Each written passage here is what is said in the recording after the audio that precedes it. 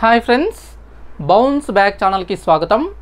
Telangana public service commission TGPSC group 1 preliminary examination రేపు జరగబోతుంది. ఎలాంటి వాయిదాలకు సంబంధించినటువంటి అంశాలు లేవు, వాయిదా పడే ముచ్చటనే లేదు.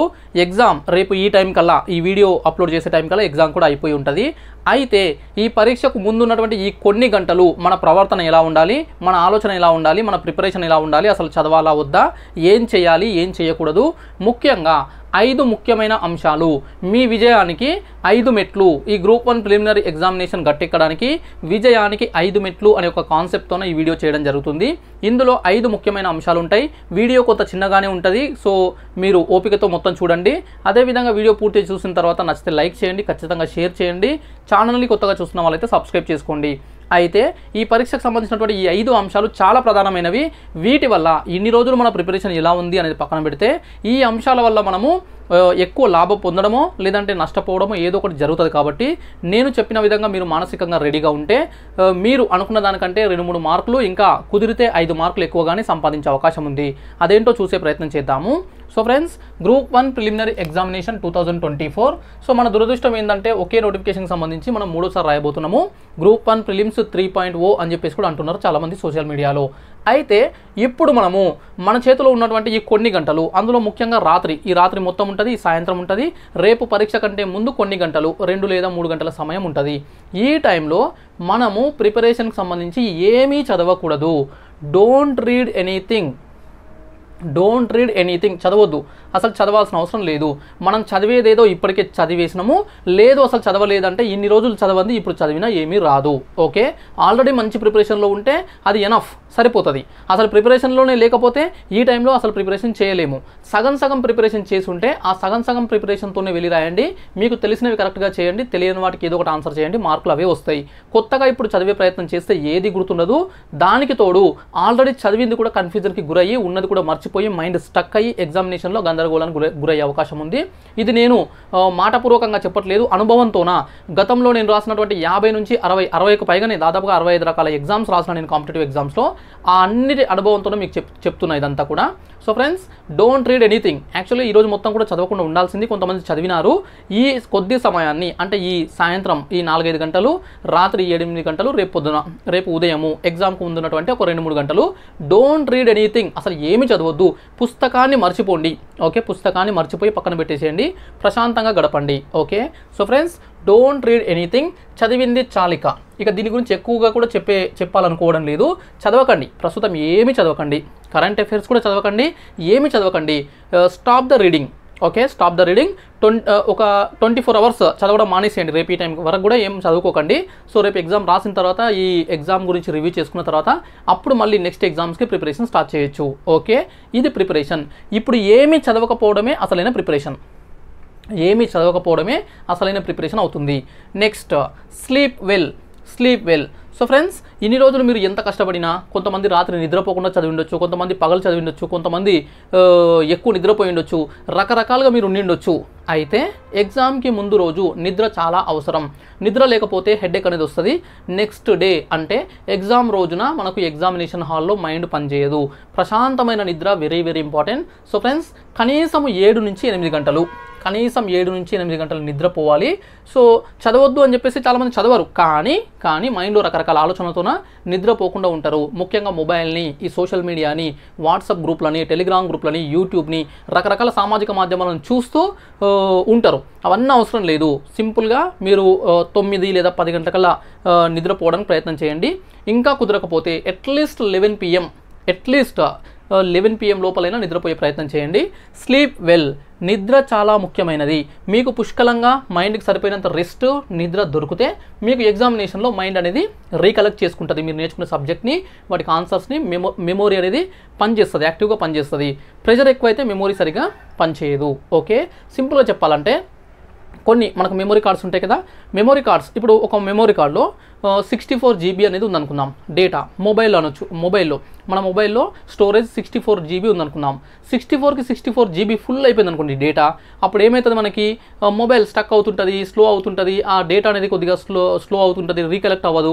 అలా కాకుండా కొంత స్పేస్ అనేది ఉంటే, అంటే ఒక కనీసం 64 GBలో ఒక 5 to 10 GB ఫ్రీగా ఉంటే ఫాస్ట్గా పనిచేస్తుంది. ఇక్కడ కూడా మన మైండ్కి ఒక కనీసం కొన్ని గంటల పాటు మంచి నిద్ర ఇచ్చి సబ్జెక్ట్ అనేది ఎక్కువగా ఎక్కించకుండా ఉంటే ఎగ్జామ్ ముందు ఎగ్జామినేషన్లో బాగా గుర్తొస్తుంది.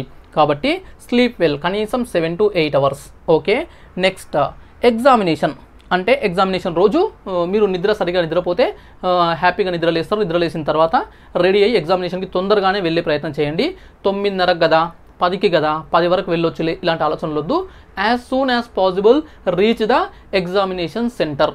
ఓకే, అక్కడ ఒక గంట సేపు ఉన్నా నో ప్రాబ్లం. కానీ మీరు ఎగ్జామినేషన్ని చివరి నిమిషంలో వెళ్ళి అక్కడ ఇబ్బంది పడే ప్రయత్నం చేయొద్దు. అలాంటి సిచ్యువేషన్ తెచ్చుకోవద్దు. ముఖ్యంగా హైదరాబాద్ కావచ్చు, వరంగల్ కావచ్చు, ఇలాంటి పట్టణాలు ఉన్నాయి కదా. ముఖ్యంగా హైదరాబాద్లో సెంటర్స్ కొంతమందికి చాలా దూరం పడ్డాయి. సెంటర్స్ అంటే హైదరాబాద్ చుట్టుపక్కల షాద్ నగర్ వరకు, చేవెళ్ళ వరకు ఇక్కడ ఎటంటే అటు పడ్డాయి. అక్కడ బస్సెస్ సరిగా ఉండకపోవచ్చు, రష్ ఎక్కువ ఉండొచ్చు. దాంతోపాటు వర్షాలు, రెయిన్స్ ఉన్నాయి కాబట్టి ట్రాఫిక్ జామ్ ఎక్కువ అవ్వచ్చు. సో కొన్ని అంచనాల మీద గూగుల్లో చూసుకొని, గూగుల్లో ఎస్టిమేటెడ్ టైం ఇస్తుంది కదా, అంటే మన డెస్టినేషన్ కొడితే ఇంత టైంలో రీచ్ అవుతామని చెప్పేసి అందులో చూపిస్తుంది కదా. ఆ టైంలో ఇవన్నీ నమ్మకండి. సో వీలైనంత తొందరగా రీచ్ అయ్యే ప్రయత్నం చేయండి. అక్కడికి రీచ్ అయిన తర్వాత ప్రశాంతంగా కాసేపు కూర్చోండి, అంతేకాని లేట్ చేసుకోకూడదు. ఇక మీ సొంత జిల్లాల్లో మీకు ఎగ్జామినేషన్ సెంటర్స్ పడి ఉంటే కొంత ఇబ్బంది తక్కువ ఉంటుంది. అయినప్పటికీ కూడా తొందరగా రీచ్ అయ్యే ప్రయత్నం చేయండి. ఓకే, సో ఇది అక్కడికి వెళ్ళిన తర్వాత వెళ్ళేటప్పుడు మీరు మీ హాల్ టికెట్ని మర్చిపోవద్దు. దానిపైన ఫోటో, మీ యొక్క ఫోటో ఖచ్చితంగా పేస్ట్ చేసి ఉండాలి. ఎవరైనా మర్చిపోయినా కూడా గుర్తు చేస్తున్నా మీ ఫోటో, లేటెస్ట్ ఫోటో అనేది పేస్ట్ చేయండి. దాని మీద డేట్ ఉండాలా అంటే డేట్ ఉండాలి అని చెప్పేసి అక్కడ ఏమి ఇవ్వలేదు. డేట్ ఉన్నా లేకపోయినా కొత్త ఫోటో ఉంటే సరిపోతుంది. ఓకే, సో అదొకటి గుర్తుపెట్టుకోండి. Next ID card original. చాలామంది ఏం చేస్తారంటే జిరాక్స్లు, లేదంటే వాట్సాప్లో ఉంది, మొబైల్లో ఉంది, సాఫ్ట్ కాపీ ఉంది, ఇవన్నీ చెప్తుంటారు. అలాంటివన్నీ అక్కడ పనిచేయవు. Original identity card, Aadhaar card కావచ్చు, పాన్ కార్డ్ కావచ్చు, ఇతర ఏ కార్డులు అయినా సరే గుర్తింపు ఉన్నటువంటివి తీసుకొని వెళ్ళొచ్చు. కానీ ఆధార్ కార్డ్ అందరి దగ్గర ఉంటుంది, తీసుకొని వెళ్ళండి. Next ID proof compulsory, original card. Okay, next పెన్నులు అనేటివి 1 లేదా 2 పెన్నులు తీసుకోండి. 1 లేదా 2 పెన్నులు. సో మనకు అక్కడ బబ్లింగ్ చేయడానికి అక్కడ హాల్ టికెట్ నెంబర్ అవసరం లేదు. క్వశ్చన్ పేపర్ బుక్లెట్ నెంబర్ ఉంటుంది, ఒక 6 digitsతోన. అది రాయడానికి, బబ్లింగ్ చేయడానికి, మన ఆన్సర్స్ బబ్లింగ్ చేయడానికి పెన్ అవసరం. అదేవిధంగా మనము ఆన్సర్స్ చేసేటప్పుడు రఫ్ పేపర్లో రీజనింగ్ అవన్నీ చేయడానికి, సాల్వ్ చేయడానికి కూడా పెన్ అవసరం ఉంటుంది. సో బ్లాక్ లేదంటే బ్లాక్ అయినా సరే, బ్లూ అయినా సరే, black or blue ball point pen తీసుకెళ్ళండి. జెల్ పెన్నులు తీసుకెళ్ళొద్దు. అయితే ఈ పెన్నులు ఒకటే కలర్ వాడండి, ఎయిదర్ బ్లాక్ ఆర్ బ్లాక్ కానీ లేదంటే బ్లూ కానీ, ఏదో ఒకటే వాడండి. సగం బ్లాక్, సగం బ్లూ, మళ్ళీ బ్లాక్, ఇట్లా పిచ్చిగా వాడొద్దు. ఓకే, ఇది పెన్స్కి సంబంధించి ఈ మూడు items, hall ticket, ID card, pens, ఇవి మాత్రమే తీసుకెళ్ళాలి. No pad. చాలామంది అడుగుతున్నారు, ముఖ్యంగా కొత్తగా అంటే రీసెంట్గా డిగ్రీ అయిపోయినటువంటి అభ్యర్థులు, కొత్తగా రాసేవాళ్ళు, సార్ ప్యాడ్ తీసుకెళ్ళాలని చెప్పేసి అడుగుతారు. ప్యాడ్ అలా ఉండదు. అక్కడ మనకు బెంచెస్ అనేటివి ముందర అంటే మనకు సపోర్ట్గా ఉండేటివి ఉంటాయి. సో ప్యాడ్స్ అవసరం లేదు. Don't bring your pads. Okay, ఇదొకటి. నెక్స్ట్ ఈ మూడు తప్పనిసరి. ఈ మూడింటికంటే ఎక్స్ట్రా ఏవి తీసుకెళ్ళొద్దు. ఇక ఆర్నమెంట్స్ విషయంలో కూడా అనవసరం మీన్స్ ఎగ్జామినేషన్కి ఎక్కువగా ఆర్నమెంట్స్ పెట్టుకోకుండా వెళ్ళండి. మహిళలు అయితే కేవలం ఆ తాళిబొట్టు ఉంటుంది కదా, ఈ మంగళసూత్రానికి సంబంధించింది, అదేవిధంగా మెట్టెలు ఇలాంటివి పెట్టుకోవచ్చు. కానీ ఇంకా ఎక్కువగా అంటే చెవులకు కానీ, ముక్కు కానీ, ఇంకా కాళ్ళ చేతులకు ఉంటాయి కదా, అవన్నీ కూడా తీసేసి ఇంట్లో పెట్టి వెళ్ళిపోండి. ఓకే, ఇక షూ అనేది ఎవరు కూడా అంటే జెంట్స్ కావచ్చు, ఫీమేల్ కావచ్చు, మేల్ కావచ్చు, షూ అనేది కాకుండా చెప్పులు, స్లిప్పర్స్ వేసుకొని వెళ్ళిపోండి. ఓకే, సో ఈ ఇన్స్ట్రక్షన్స్ ఫాలో అవ్వండి. అక్కడికి వెళ్ళిన తర్వాత వాళ్ళు ఇబ్బంది పెట్టినరు, వాళ్ళు అలో చేయలేదు, ఇలాంటివన్నీ కూడా ఎన్ని చెప్పినా నష్టపోయేది మనమే కాబట్టి సో డోంట్ టేక్ రిస్క్ తీసుకోవద్దు. నెక్స్ట్ ఇది ముఖ్యమైనది, ఇది అసలైంది, ఇది అందరు చేసే తప్పు, ఇది చేయొద్దు. Don't discuss anything about preparation, about subject, about examination. Okay, never discuss anything before the examination. అంటే మనకి ఇప్పుడు ఉన్నటువంటి ఈ కొన్ని గంటలు మీరు చదువుతున్నటువంటి ప్రదేశాల్లో స్టడీ హాల్స్లో కావచ్చు, మీ ఫ్రెండ్స్తో కావచ్చు, మీ కోచింగ్ సెంటర్లలో కావచ్చు, లేదంటే గ్రూప్స్ ఉంటాయి కదా వాట్సాప్ టెలిగ్రామ్ గ్రూప్స్లో కావచ్చు, ఫోన్ కాల్స్లో కావచ్చు, ఏ విధమైనటువంటి డిస్కషన్ చేయొద్దు. సబ్జెక్ట్ గురించి డిస్కషనే వద్దు. మీ మైండ్కి రెస్ట్ ఇచ్చేసేయండి. చదివారు అయిపోయింది, ఇంకా మైండ్ అనేది కొద్దిగా అందులో ఫిక్స్ అయిపోతుంది, కొద్దిగా రెస్ట్ తీసుకుంటుంది. రెస్ట్ తీసుకొని తర్వాత ఎగ్జామినేషన్లో మీకు అవుట్పుట్ ఇస్తుంది. అంతేకాని ఈ టైంలో మీరు డిస్కషన్స్ అవసరం లేదు. డిస్కషన్స్ వల్ల ఇప్పుడు జరిగే లాభం కంటే నష్టం ఎక్కువ. ఎందుకంటే ఇప్పుడు మనం ఒక టాపిక్ ఉంటుంది, ఒక ఫ్రెండ్ వస్తాడు, ఒక ఫ్రెండ్ వచ్చి ఏదో ఒక క్వశ్చన్ అడుగుతాడు. ఇది చాలామందికి జరుగుతుంది. ఏదో ఒక క్వశ్చన్ అడుగుతాడు, ఆ క్వశ్చన్కి నీకు ఆన్సర్ తెలియదు. అప్పుడు మనం టోటల్గా డిప్రెషన్లోకి వెళ్ళిపోతాం. అంటే నేను ఇంత చదివినా కూడా ఇంకా ఆన్సర్స్ చేయలేకపోతున్నాను, నా ఫ్రెండ్కు తెలిసింది కూడా నాకు తెలియదు, అతడు ఇవన్నీ అంటే అతడు మనల్ని అడిగిన క్వశ్చన్కి మనకు ఆన్సర్ తెలియదు, అతను ఆ టాపిక్ కానీ ఆ పాయింట్ కానీ చదివి ఉంటాడు కాబట్టి అడుగుతాడు, అతనికి తెలియనివి కూడా చాలా ఉంటాయి. సో మనం ఏమనుకుంటాం, అతనికి అన్నీ తెలుసు అని చెప్పేసి, చాలా చదివాడు, నా ఫ్రెండే ఇంత బాగా చదివితే ఇంకా స్టేట్లో ఎంతమంది ఎంత చదివి ఉన్నారు అని చెప్పేసి ఒక రకమైనటువంటి భయంలోకి వెళ్ళిపోతాము. కానీ గుర్తుపెట్టుకోవాల్సిన అంశం ఏంటంటే, ఆల్ ఇండియా యూపీఎస్సీ టాపర్స్ ఉంటారు కదా, ఆల్ ఇండియా ఫస్ట్ ర్యాంక్ వచ్చినటువంటి యూపీఎస్సీ టాపర్స్ ఏ ఇయర్ అయినా తీసుకోండి, వాళ్ళ యొక్క ప్రిలిమినరీ ఎగ్జామినేషన్లో కూడా 110, 120, 130, 100, 90 ఇలాంటి మార్కులే వస్తాయి. కానీ ఎవరికి 200 ప్రిలిమినరీ ఎగ్జామినేషన్లో మార్కులు రాలేదు అంటే దాని అర్థం ఏంటి అంటే దాదాపుగా 40% మార్క్స్ పోతున్నాయి. అంటే ఏంటి అంటే ఇంకా నేర్చుకోవాల్సింది, ఇంకా తెలుసుకోవాల్సింది, ఇంకా చదవాల్సింది సబ్జెక్ట్ చాలా ఉంది. మనము 30 సంవత్సరాలు కాదు కదా, జీవితాంతం చదివినా కూడా జనరల్ స్టడీస్ అనేది అయిపోదు. ఇంకా ఉంటూనే ఉంటుంది, నేర్చుకోవాల్సింది ఇంకా చాలా ఉంటాయి, కొత్తవి తెలుస్తూనే ఉంటాయి, కొత్తవి కనిపిస్తూనే ఉంటాయి. కాబట్టి ఇలాంటి రిస్క్ చేయొద్దు. ఎవరైనా మిమ్మల్ని క్వశ్చన్స్ అడిగినా అలాంటి ఛాన్స్ ఇవ్వకండి, ఎక్కువ డిస్కస్ చేయకండి. ముఖ్యంగా ఎగ్జామ్కి వెళ్ళేటప్పుడు ఎగ్జామినేషన్ ముందు రోజు నైట్ అంటే ఈరోజు రాత్రి మొత్తము ఎగ్జామినేషన్ ముందు కొన్ని గంటలు అంటే మనకు 9:30 తర్వాత అలౌ చేస్తారు కదా 9కి, మనం అక్కడికే 8 లోపల రీచ్ అయ్యామనుకుందాం. అక్కడ గంట సేపు ఉంటే ఈ టాపిక్ ఆ టాపిక్ అని చెప్పేసి డిస్కస్ చేస్తుంటారు. అదేవిధంగా కొంతమంది బుక్స్ తీసుకెళ్తారు, బుక్స్ షార్ట్ నోట్స్ బుక్స్, లేదంటే మొబైల్స్లో పీడిఎఫ్లు ఏవో ఒక నోట్స్ అనేవి రివిజన్ కోసం తీసుకెళ్ళి పదే తిప్పి చూస్తుంటారు. ఆటోలో వెళ్ళేటప్పుడు నేను చూసిన, ఎగ్జామినేషన్కి వెళ్ళేటప్పుడు కూడా ఆటోలో వెళ్తూ లేదంటే బస్సులో వెళ్తూ తిప్పి చూస్తుంటారు. అక్కడికి వెళ్ళినాక కూడా బయట కూర్చొని మొత్తం ఈ పాయింట్ ఆ పాయింట్ అని చెప్పేసి కరెంట్ అఫైర్స్ అంత అవి ఇవి అని చెప్పేసి తిప్పుతుంటారు. అది అనవసరమైనటువంటి రిస్క్, అనవసరమైనటువంటి గందరగోళం. ఓకే, సో అయినా కూడా మీరు చేస్తా అంటే అది మీ కర్మ, కానీ అలా చేయకండి, ఏది డిస్కస్ చేయకండి. ఓకే, ముఖ్యంగా డిస్కస్ చేయడం వల్ల కొన్నిసార్లు మనకు తెలిసిన సరైన సబ్జెక్ట్ని కూడా డిస్కస్ చేసిన వ్యక్తులు తప్పు చెప్తే మనం తప్పు ఆన్సర్స్ గుర్తుపెట్టుకునే అవకాశం ఉంటుంది. ఇది జరిగింది ఓసారి అంటే ఒక 7-8 ఇయర్స్ అగో నేనేం చేసినంటే మా సిస్టర్ని ఎగ్జామ్ సెంటర్ దగ్గర పంపించిన. మా సిస్టర్ కొన్ని టాపిక్స్ అడిగితే వాటిని చెప్పిన. అప్పుడు నాకు ఇంత నాలెడ్జ్ లేదు, నేను కూడా బిగినర్నే అప్పుడు 7-8 ఇయర్స్ అగో. అప్పుడు ఏం చేసిన అంటే ఏదో ఒక టాపిక్ని నేను రాంగ్ ఇన్ఫర్మేషన్ ఇచ్చిన, అదే ఎగ్జామినేషన్లో క్వశ్చన్ వచ్చింది, తప్పు ఆన్సర్ చేసి వచ్చింది. బయటకు వచ్చినాక ఆన్సర్ చూసుకుంటే మా సిస్టర్కి తెలిసినటువంటిదే కరెక్ట్, కానీ నేను అక్కడ డిస్కస్ చేయడం వల్ల నేనే కొద్దిగా పొరపాటు కొంత కన్ఫ్యూజ్ అయిపోయి తనకు రాంగ్ ఇన్ఫర్మేషన్ ఇవ్వడంతో ఒక మార్క్ మిస్ అయిపోయింది. అంటే ఇక్కడ అలాంటి మిస్టేక్స్ చాలా జరుగుతాయి. అందుకే ఎలాంటి డిస్కషన్స్ అవసరం లేదు. Okay, so never discuss. Exam ముందర ఇంకా షార్ట్ నోట్స్లు ఆ నోట్స్లు ఈ నోట్స్లు ఏవి చదవద్దు, అవసరమే లేదు. ఎగ్జామ్ అయిపోయిన తర్వాత చూసుకుందాం మళ్ళీ. ఇది అతి ముఖ్యమైనది, ఎందుకంటే మార్కులు పోగొడుతుంది. సబ్జెక్ట్ గురించి డిస్కషన్ అవసరం లేదు, నో డిస్కషన్. అదేవిధంగా ఈ టాపిక్ నుంచి ఈ టాపిక్ చదవలేదు, ఆ టాపిక్ చదవలేదు, దీని నుంచి క్వశ్చన్ వస్తుంది, దాని నుంచి క్వశ్చన్ వస్తుంది అని చెప్పేసి చాలామంది చెప్తుంటారు. అవి ఏవి పట్టించుకోకండి. ఎగ్జామ్ గురించి ఎవరైనా డిస్కస్ చేస్తే ఇప్పుడు ఎవరిని వద్దని చెప్పేసి సింపుల్గా చెప్పేసేయండి. ఇక last one, time management very important. Time management very important. Examination 2.5 గంటలు, 2.5 hours. ఈ 2.5 గంటల ఎగ్జామినేషన్లో మనము క్వశ్చన్ పేపర్ ఇచ్చిన తర్వాత స్టార్ట్ చేయండి అని బెల్లు మోగిన తర్వాత నేను ప్రీవియస్ వీడియోలో డీటెయిల్గా చెప్పిన ఆ 2.5 గంటలు ఎలా అటెంప్ట్ చేయాలని చెప్పేసి ప్రీవియస్ వీడియోలో డీటెయిల్గా చెప్పిన పెద్ద వీడియో. అది లింక్ డిస్క్రిప్షన్లో ఇస్తే ఎవరైనా చూడకపోతే చూడండి, క్లారిటీగా ఎగ్జామినేషన్ అటెంప్ట్ ఎలా చేయాలి, ఎలా అటెంప్ట్ చేస్తే మార్కులు ఎక్కువ వస్తాయి అనే దానిపైన చేసిన లింక్ డిస్క్రిప్షన్లో ఇస్తే అక్కడ నుంచి మీరు వీడియో చూడండి.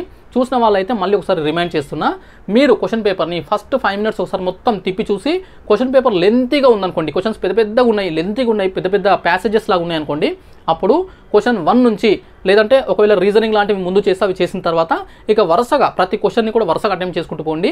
తెలిస్తే అప్పుడే ఆన్సర్ చేయండి, తెలియకపోతే కూడా ఏదో ఒకటి అప్పుడే ఆన్సర్ చేయండి. అంతేకాని మళ్ళీ ఇంకొక రౌండ్ మళ్ళీ అవన్నీ ఫస్ట్ తెలిసినవి చేసి తర్వాత వచ్చి చేస్తాను లోపల టైం అయిపోతుంది. Question paper if the question paper is lengthiest one. అలా కాకుండా simple questions, simple means question difficult ఉండొచ్చు కానీ లెంత్ లేదు, టైం కిల్లింగ్ లేదు. సింపుల్గా అంటే 5-10 సెకండ్లో చదివేయచ్చు అనే విధంగా ఉన్నాయి. 30 సెకండ్లో ఆన్సర్ చేయొచ్చు తెలుస్తారు అన్నటువంటి క్వశ్చన్స్ కనుక ఎక్కువ పడితే, క్వశ్చన్ పేపర్ అనేది కొద్దిగా లెంత్ తక్కువ ఉంటే అప్పుడు మీకు తెలిసినవి అన్నీ చేసి మళ్ళీ ఇంకొక రౌండ్ తెలియని అవన్నీ చూసుకుని ఆ విధంగా చేయొచ్చు. ఈ స్ట్రాటజీ క్లియర్గా నేను ప్రీవియస్ వీడియోలో చెప్పినా, ఇంకా చూడాలనుకుంటే చూడొచ్చు, లింక్ డిస్క్రిప్షన్లో ఇస్తా. So friends, time management very very important. అన్ని ప్రశ్నలు అటెంప్ట్ చేయండి. 150 తెలిసినా తెలియకపోయినా ఎగ్జామినేషన్ నుంచి బయటకు వచ్చే లోపల ఈ క్వశ్చన్ ఆ క్వశ్చన్ అని కాకుండా ప్రతి క్వశ్చన్కి ఏదో ఒకటి ఆన్సర్ పెట్టండి. Because no negative marks, negative మార్కులు అనేటివి లేవు కనుక. సారీ. అయితే ఇక్కడ గుర్తుపెట్టుకోవాల్సిన అంశం ఏంటంటే మ్యాథ్స్ స్టూడెంట్స్ లేదంటే నాన్ మ్యాథ్స్ అయినప్పటికీ కూడా రీజనింగ్ బాగా చేసే వాళ్ళు గుర్తుపెట్టుకోవాల్సిన ఒక ముఖ్యమైన అంశం ఉంది. రీజనింగ్లో మనకు అప్రాక్సిమేట్లీ 20 క్వశ్చన్స్ ఇస్తారు. 20 కాస్త అటు ఇటుగా ఇవ్వచ్చు, కొన్నిసార్లు తగ్గించవచ్చు కూడా.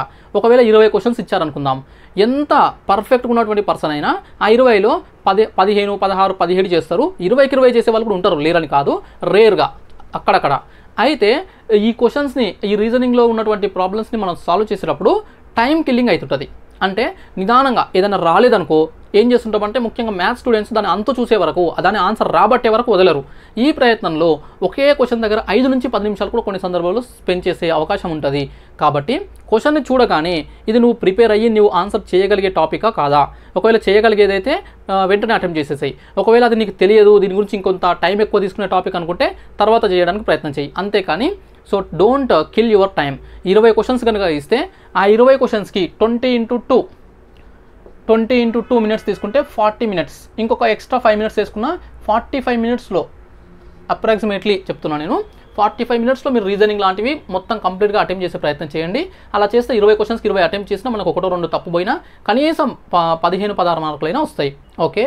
ఇక నాన్ మ్యాథ్స్ స్టూడెంట్స్ ఉంటారు కదా, రీజనింగ్ అంటే మ్యాథ్స్ బ్యాక్గ్రౌండ్ కాని వాళ్ళు, మీకు రీజనింగ్లో కొన్ని ఈజీ టాపిక్స్ మీకు తెలిసినవి మీరు ప్రాక్టీస్ చేసినవి ఉంటే అవి అటెంప్ట్ చేయండి, రిమైనింగ్ ఏదో ఒక ఆన్సర్ పెట్టండి. అలా కాకుండా ఇంకొక కేటగిరీ ఉంటుంది, అసలు ఏది చేయడం రాదు. అంటే అది వాళ్ళ తప్పు కాదు, వాళ్ళ బ్యాక్గ్రౌండ్, వాళ్ళ యొక్క బేసిక్స్ వల్ల. అంటే రీజనింగ్ 20 క్వశ్చన్స్ ఇస్తే 20 క్వశ్చన్స్కి 20లో ఒక్కటి కూడా చేయలేము, రీజనింగ్ అంటేనే ఇంకా మేము టచ్ చేయము, అండ్ టచ్ చేయము మీన్స్ ఏదో ఒకటి బబ్లింగ్ చేస్తాం కానీ ప్రాబ్లమ్ సాల్వ్ చేయము అన్నటువంటి వాళ్ళు ఉంటే మీరు ఏం చేయాలంటే అనవసరంగా టైం కిల్ చేసుకోవద్దు. మీకు ఎలాగో ఆ రీజనింగ్ రాదు కాబట్టి ఆ వరుస క్వశ్చన్సే ఉంటాయి కాబట్టి మీకు క్వశ్చన్ పేపర్ బుక్లెట్ ఏది వచ్చినా వరుసగా ఉంటాయి క్వశ్చన్స్ కాబట్టి ఆ వరుస క్వశ్చన్స్కి ఏదో ఒకటే ఆప్షన్ పెట్టండి. ఇది నా స్ట్రాటజీ. మీకు నచ్చితే చేయొచ్చు, లేదంటే ఏదో ఒకటి పెట్టొచ్చు. బట్ బి కానీ సి కానీ లేదంటే ఇంకేదైనా సరే వరుసగా 20 పెట్టండి. దానివల్ల ఒక 4 లేదంటే 5, కొన్ని సందర్భాల్లో అదృష్టం కలిసి వస్తే 7-8 క్వశ్చన్స్ కూడా రైట్ అయ్యే అవకాశం ఉంటుంది. ఇలా చేయడం వల్ల 20 క్వశ్చన్స్ని మనము ఒక 2 మినిట్స్లో బబ్లింగ్ చేయొచ్చు, లేదంటే ఒక 5 మినిట్స్ అనుకుందాం. 5 మినిట్స్లో బబ్లింగ్ చేస్తే మనకు ఒక 5 ఆన్సర్స్ వచ్చినాయి అనుకుందాం, 5 మార్క్స్. అంటే టైం కిల్ అవ్వకుండా ఆ 5 మార్క్స్ మనం తెచ్చుకోగలుగుతాము. మిగతా ఆ టైంని రిమైనింగ్ వాటికి అంటే జనరల్ స్టడీస్కి స్పెండ్ చేసుకోవచ్చు, అక్కడ ఆలోచించి ఆన్సర్స్ చేయొచ్చు. ఇది ఎప్పుడు మీరు రీజనింగ్ అసలే చేయలేము అనుకునే వాళ్ళు, ఓకే. అలా కాకుండా కొన్ని చేస్తాము కొన్ని చేయమనుకునే వాళ్ళు మీకు వచ్చినాయన్నీ చేయండి. ఇక మ్యాథ్స్ బ్యాక్గ్రౌండ్ ఉన్న వాళ్ళు టైం కిల్ చేసుకోవద్దు, ఈగోకు పోవద్దు. ఏదైనా క్వశ్చన్ రాకపోతే వదిలేయండి, తర్వాత చేసుకునే ప్రయత్నం చేయండి. ఈ విధంగా అటెంప్ట్ చేస్తే you can easily attempt 150 questions. Question paper standard ఇలా ఉన్నా, లెంతియెస్ట్ అయినా, సింపుల్ పేపర్ అయినా అన్ని ఆన్సర్ చేసి పెట్టి రాగలుగుతారు, ఓకే. ఇక ఇంతకంటే ఎక్కువగా ఇంతకంటే రకరకాల అంశాలు చెప్పి మిమ్మల్ని డిస్టర్బ్ చేయాలనుకోవట్లేదు. సో ఫ్రెండ్స్, ఒకటి లాస్ట్గా నేను చెప్పేది ఏంటంటే, రేపు ఎగ్జామ్ అయిపోయేంత వరకు సోషల్ మీడియాకు దూరంగా ఉండండి, ఓకే. సోషల్ మీడియాకు టెలిగ్రామ్ గ్రూపులు, వాట్సాప్ గ్రూపులు, ముఖ్యంగా టెలిగ్రామ్ గ్రూప్లలో వేలాది మంది ఉంటారు. కొన్ని గ్రూపులలో అందరికీ డిస్కస్ చేసే యాక్సెస్ ఉంటుంది. అంటే అందులో ఒక 10,000 మంది ఉంటే 10,000 మంది కూడా చాట్ చేయొచ్చు. అప్పుడు ఏం చేస్తున్నారంటే వరుస పెట్టి మెసేజ్ వస్తూనే ఉంటాయి. ఒకడు క్వశ్చన్ పేపర్ టఫ్ వస్తుంది అంటాడు, ఒకడు క్వశ్చన్ పేపర్ ఈజీ వస్తుంది అంటాడు, ఒకడు క్వశ్చన్ పేపర్లో పాలిటీ ఎక్కువ వస్తాయి అంటాడు, ఒక జాగ్రఫీ ఎక్కువ వస్తాయి అంటాడు, ఒకడు అసలు కరెంట్ అఫైర్సే మొత్తం ఇచ్చేస్తారు అంటారు. రకరకాల అజంప్షన్స్, రకరకాల ఊహలు, రకరకాల భయాలు, రకరకాల అపోహాలు, ఇవన్నిటితోన మన మైండ్ మొత్తం కూడా పొల్యూట్ అయిపోతుంది, డిస్టర్బ్ అయిపోతుంది. సో ఒక 24 గంటలు కూడా అవసరం లేదు. రేపు మధ్యాహ్నం ఎగ్జామ్ అయిపోయేంత వరకు మీరు సోషల్ మీడియాకు మ్యాక్సిమం దూరంగా ఉండండి. దెన్ అదే మీకు 1 లేదా 2 మార్కులను ఇంకా పెంచకపోయినా తగ్గకుండా చేస్తుంది, okay. I wish you all the best. అందరూ కూడా మంచి అటెంప్ట్ ఇచ్చి కాన్ఫిడెంట్గా తెలిసినా తెలియకపోయినా అన్నట్టు అటెంప్ట్ చేయండి. తెలిసిన క్వశ్చన్స్ని ముందుగా కరెక్ట్గా ఆలోచించి ఆన్సర్ చేయండి, ఓకే.